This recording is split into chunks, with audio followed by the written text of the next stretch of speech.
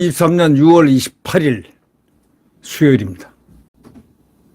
지금 국민의힘 공천이 어떻게 될까요? 초미의 관심사입니다. 구도는 벌써 잡혔습니다. 대통령실도 교감이 될 수 있는 이런 말이 흘러나오고 있습니다. 여권은 한동훈, 원희룡, 또 나경원을 전략적으로 허용하는 공천, 그룹 다이나믹스를 만들겠다. 다시 말하자면 큰 그룹들을 만들어서 이 그룹들로 하여금 경쟁을 하면서 총선에 승리하도록 하는 좋은 전략을 구사할 것으로 예측을 하고 있습니다. 문화일보의 허민이라는 대기자가 이 예측을 상당히 기민하고 예민하게 했습니다. 이분은 원래 상당히 정치 사안에 대해서 예민한 그런 촉을 갖고 있는 분인데, 이게 아마도 이 당은 물론이거니와 대통령실도 어느 정도 이렇게 교감이 되는 이런 사안을 지금 포착을 하지 않았나, 이런 생각이 듭니다. 내년 총선은 전략적 허용을 검토하고 있다, 이런 제안의 글인데요. 이 전략적 허용이라는 것이 그룹으로 차기를 갖다가 생각하는 이 그룹들을 차기를 키워주는 효과 1. 두 번째, 필사적으로 이번에 총선을 치러내는, 이겨내는 방법, 이 두 가지가 같이 함축이 되어 있다고 볼 수가 있습니다. 이 원희룡 차세대 지도자입니다. 한동훈 차세대 지도자입니다. 또 나경원 차세대 지도자급입니다.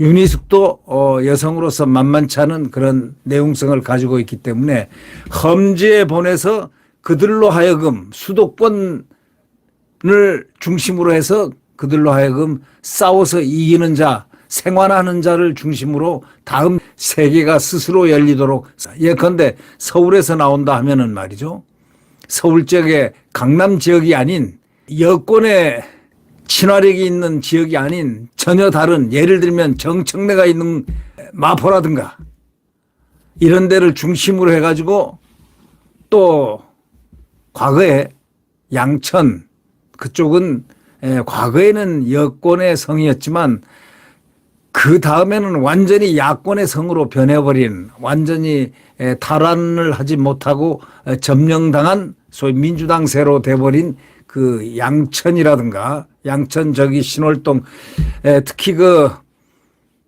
김용태 전 의원이 3선을 내리꼽았던 바로 그 자리는 어떤 자리냐, 민주당의 아주 전통이 있는 자리인데 신정동입니다. 신정동인데 결국 이분이 자유한국당의 비상대책위원장, 그분과 함께 있을 때 자기가 사무총장을 했는데 혁신의 칼 때문에 비상대책위를 설치를 했기 때문에 그때 혁신의 사무총장으로서 자기 스스로 목을 쳤습니다. 그리고 당협위원장들 50%를 물갈이 시켰습니다. 세상에 자기 지역구를 갖다 뿌리 깊은 그 지역구를 쳐버린 그 김용태 의원은, 그래서 그는 혁신과 쇄신의 상징으로 여권에서 떠올랐습니다. 지금도 그분만큼 자기 목을 치면서 혁신을 이룬 사람은 단 한 사람도 없었습니다. 그러나 그 지역구는 결국 황교안 대표가 있을 때, 그때 공천심사위원장인 김형호와 또 김세윤 둘이서 공천 난도질을 한 적이 있었습니다. 그때가 바로 169석으로 허용했던 그런 시대인데, 암흑의 시대죠. 이때 이 시대에 결국 어떤 일이 벌어졌느냐. 공천을 주지 않고 있다가 한 달도 채 안 돼가지고 한 20여일, 30일 가까이 남아있는 그때 바로 가장 어려운 박영선 지역구, 거기는 구로을은 말이죠, 완전한 100% 민주당 세력입니다. 그쪽으로 공천을 딱 김용태 의원을 줬습니다. 김용태 의원이 그곳에서 혈전을 했지만 그는 역부족이었습니다. 왜? 우선 선거운동할 시간이 없었습니다.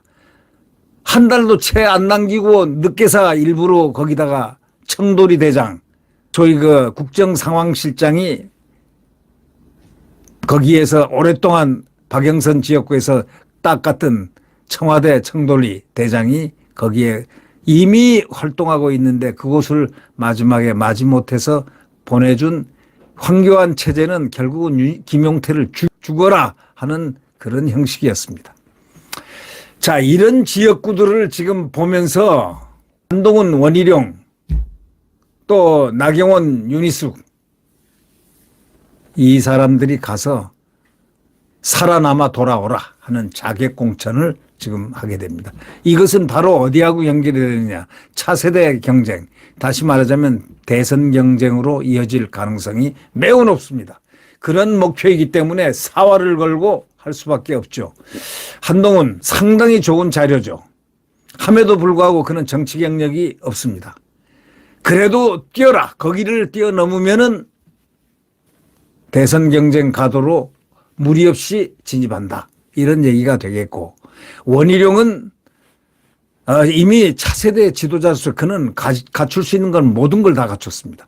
청와대, 이 국민의힘 사무총장도 했고, 또 삼선의원에다가 제주지사를 2번을 했고, 그리고 대선 경쟁에 나가서 사실은 윤석열 대통령을 간접적인 도움을 주는 그러한 역할을 하면서 그는 한동훈 장관은 직접 검찰의 후배지만 원희룡은 그렇지 않음에도 불구하고 내각의 국토부 장관을 맡음으로써 국토부 장관이 있는 동안 그의 성정, 이 가슴을 진심으로 내보이고 있는 원희룡이 결국은 대선의 후보로 틀림없이 나갈 것이라는 것은 짐작하기 그렇게 어렵지가 않습니다. 원희룡 장관은 여러 가지로 빼어난 그런 능력이 있기 때문에 한동훈 장관과 더불어 대선 경쟁의 가도로 달릴 수 있는 1순위에 해당되는 그런 사람입니다. 또 나경원은 별로 대단치 않은 이수진이라는 판사 출신한테 아주 분패를 했습니다. 그 이유는 뭐겠습니까? 그 시대적인 아픔이 있죠. 왜? 코로나 시대, 또 퍼주기 시대, 문재인 하 등등. 그러나 거기서 전력하면은 그는 살아 돌아온 소위 자객공천의 대상이 될 수 있다. 윤희숙은 몸집은 적지만 또 그렇게 해서 만약에 총선에서 승리하면 그도 또한 나경원에 또 필적하는 그러한 입장을 가질 수도 있지 않겠느냐 이렇게 생각됩니다. 그래서 내년 총선은 전략적 허용이 되는 그런 것이다 해서 이 5사람, 4사람은 지금 그렇게 움직여지는데 결국은 이렇게 되겠죠. 원희룡, 그다음에 한동훈, 나경원, 윤희숙 이들이 결국은 자객공천으로서의 그 대상이 되어서 그들이 수도권을 견인할 수 있는 견인차로서 대선 경쟁까지 갈 수 있는 그 가도를 주었다 하는 그런 점에서 본다면 윤석열 대통령은 정치 구단의 능력을 갖고 있지 않나 하는 그런 것을 느끼게 합니다. 윤석열 대통령은 미리부터 차세대 지도자들을 복수로 이렇게 키우는 이런 과정을 겪는다는 그런 점에서 아주 훌륭한 정치력을 지금 발휘하고 있다고 믿어 의심치 않습니다. 지금 여권이 당선 절벽이라고 할 수 있는 이 수도권, 이 수도권에 안철수를 또 전략 공천을 하게 됩니다. 또 조정훈, 이 조정훈 시대전환 의원인데 이분을 부담되는 인물들까지도 포용을 할 수 있는 바로 이런 것. 안철수는 지역구인 과거에 한번 나왔던 거기서 심하게 이준석과 붙었던 그곳에서 다시 표를 다지는 그러한 모습을 보이지 않겠느냐 이렇게 생각이 됩니다. 전략적 허용 어디 안철수는 노원이 될 것 같습니다. 결국 이준석이 무소속으로 나올 경우에는 그것을 격파를 해야 되는 자리가 되겠습니다. 안철수는 무난하게 승리할 수 있는 그러한 소재라고 생각됩니다. 그러니까 첫째로 전략적 허용을 함으로써 자객공천이란 그 엄청난 그룹 다이나믹스, 그룹핑을 갖다가 해가지고 대선으로 연계되는 바로 이러한 싸움은 아주 총선의 최대의 전략적 거점이 될 수가 있습니다. 그러나 반윤의 길을 걸었던 유승민과 이준석은 그들이 스스로가 찾은 패착이었습니다.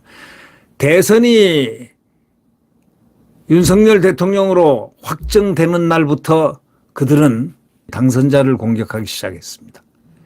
그렇기 때문에 그들은 기회를 맞출 수 있는 그런 시간을 스스로 박찬 셈입니다.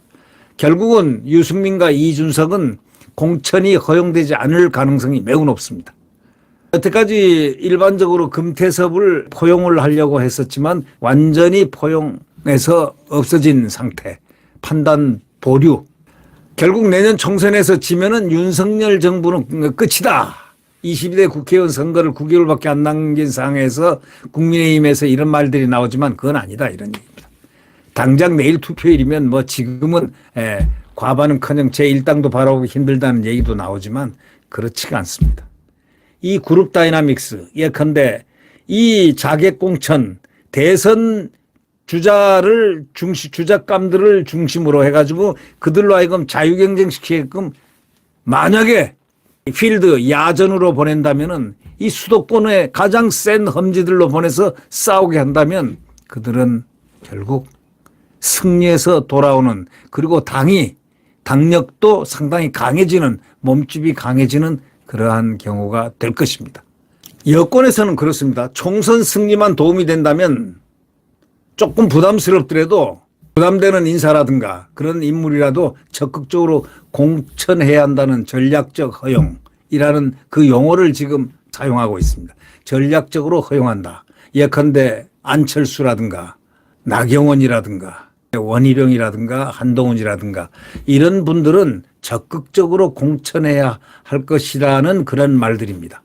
예컨대 몸무게가 지금 몸집이 커지고 있는 법무부 장관, 그다음에 원희룡 국토부 장관에 이미 커져 있었던 분, 안철수는 여러분들이 더 잘 알겠고 장단점이 많이 노정이 돼 있는 분, 그다음에 나경원 또한 마찬가지 이러한 경우에 두 사람과 또 윤희숙 전 의원 등이 전략적으로 허용 대상자들이 되지 않을까 하는 추측을 하게 됩니다. 자, 승리는 할 수 있습니다. 만약에 이들이 승리를 하게 된다면 전략적 허용을 받은 분들이 그룹 다이나믹스로 가서 각 개별 그룹핑으로 승리한다면 지금 국민의힘은 압승할 수 있습니다. 170석은 물론이지만 200석까지도 갈 수 있는 그런 여력을 비춰줄 수 있다. 저는 그렇게 생각합니다. 용기 백배에서 나갈 동력이 만약에 불이 붙기만 하면은 그 순간 터질 것이다. 뭐냐?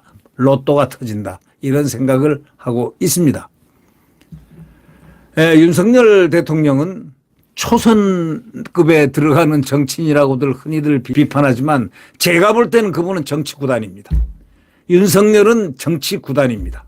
다만 실질적인 그 자리, 국회의원 정치라는 자리를 탐하지 않았을 뿐이지 실제로 검찰의 그 수사를 하면서 검찰에서 터득한 그의 검찰 생활은 다른 검사들하고는 또 달랐습니다.